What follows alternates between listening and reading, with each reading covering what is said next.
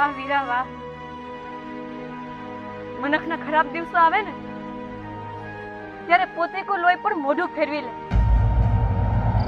આ બેનડીના દુખડા ભાઈએ પણ ન સાંભળ્યા. જતો રહ્યો તો અમારી ભાભી શું સાંભળશે? ભાઈના ઘરે જાવ કે ના જાવ?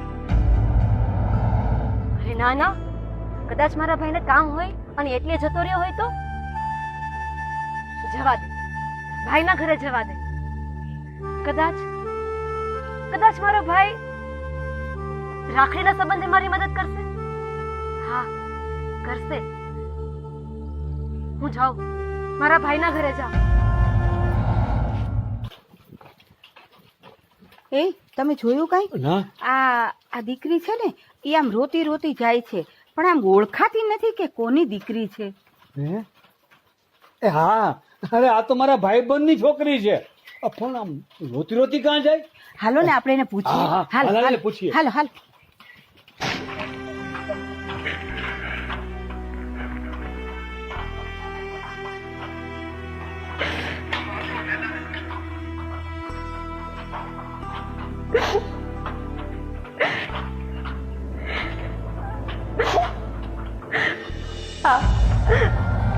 અમારો ખરાબ સમય આવ્યો ને તો મારો ભાઈ ભાગી ગયો.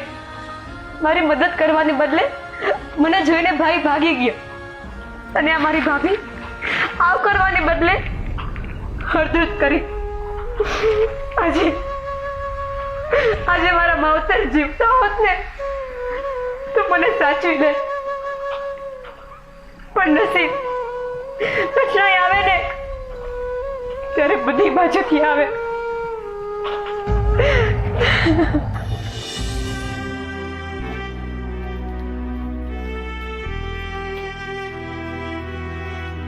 અરે દીકરા, આટલા અંગુડા કાં પાડસ?